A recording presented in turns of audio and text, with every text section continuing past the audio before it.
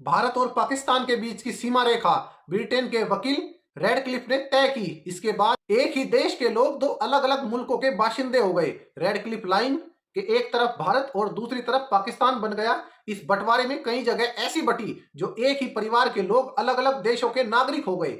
वहीं बंटवारे के बाद कुछ इलाके ऐसे भी हैं जिन पर दोनों देश दावा ठोकते रहते हैं। पाकिस्तान ने कश्मीर पर कब्जा करने के लिए कई बार सीधी और ज्यादातर बार पर्दे के पीछे छिपकर लड़ाई लड़ी, लेकिन कामयाबी नहीं मिल पाई। लेकिन क्या आप जानते हैं कि 1971 के युद्ध में हारने के बाद भारत ने पाकिस्तान से उसका गांव ही छीन लिया था। जम्मू कश्मीर के बाल्टिस्तान इलाके का तुर्तुक गांव बंटवारे से लेकर 1971 तक पाकिस्तान में था। भारत और पाकिस्तान की सीमाओं के बीच होने के कारण इस गांव में बाहरी दुनिया के लोगों के आने की पाबंदी थी। ऐसे में यह देश शेष दुनिया से पूरी तरह कट चुका था। फिर भारत ने 1971 की जंग में पाकिस्तान को करारी शिकस्त दी। इस युद्ध में मुंह की खाने के बाद तुर्तुक गांव भी पाकिस्तान के हाथ से निकल गया। अब यह गांव भारत में शामिल है।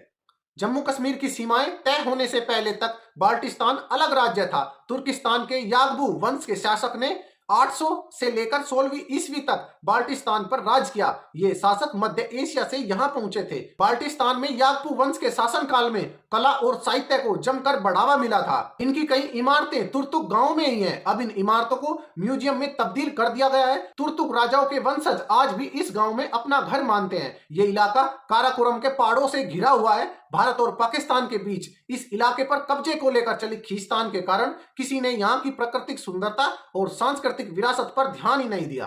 तुर्तुक गांव और आसपास का इलाका लंबे समय तक सिल्क रोड से जुड़ा था। इस रोड के जरिए भारत, चीन, रोम और फारस तक कारोबार होता था। अब तुर्तुक गांव भारत के लद्दाख में स्थित है। यहाँ की ज्यादातर आबादी मुस्लिम है, फिर भी इन पर तिब्बत और बौद्धों का गहरा असर है। मान्यता है कि इस इलाके के लोग इंडो आर्यनों के वंशज हैं और बाल्टी भाषा बोलते हैं। हालांकि इनके खान पान और संस्कृति में स्थानीयता का पूरा असर है। भारत के एक छोर पर बसे तुर्तुक के लोग सादा जीवन जीते हैं। यहाँ बिजली भी बहुत कम आती है। तुर्तुक के नजदीक से श्योक नदी बहती है। सिल्क रोड के दौर में इसे ही डेथ रिवर कहा जाता था। महज 300 घर वाले इस गांव के लोग जौ की पैदावार करते हैं। इसके अलावा इलाके में खुबानी की पैदावार होती है। गांव में किसी के पास मोबाइल फोन नहीं है। इसके अलावा सोशल मीडिया तक इनकी पहुंच नहीं है। हालांकि अब तुर्तुक सैलानियों की पहली पसंद बन चुका है। ये जगह बौद्ध मुस्लिम संस्कृति की मिसाल है। बंटवारे के बाद तुर्तुक गांव के लोग भारत आने में डरते थे। भारत और पाकिस्तान के बीच 1971 में हुए युद्ध के दौरान कर्नल रिनचेन तुर्तुक गांव पहुंच गए। उन्होंने गांव के लोगों को समझाया कि भारत के साथ आने में उनकी भलाई है। उन्होंने लोगों के मन से हर डर को दूर किया। दरअसल कर्नल रिनचेन तुर्तुक के नजदीक के ही एक गांव के रहने वाले थे, इसलिए तुर्तुक के लोग उन पर भरोसा करते थे। उनके समझाने पर तुर्तुक के लोगों ने भारत के साथ आने का फैसला किया। यहाँ के लोगों ने नाच गाकर भारतीय सेना का स्वागत किया था।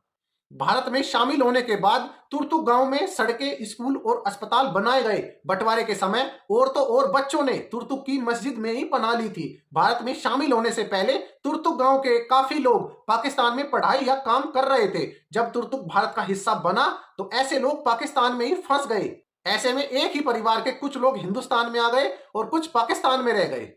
हालांकि ऐसे लोग वीजा लेकर पाकिस्तान जाकर अपने परिजनों से मिल सकते हैं।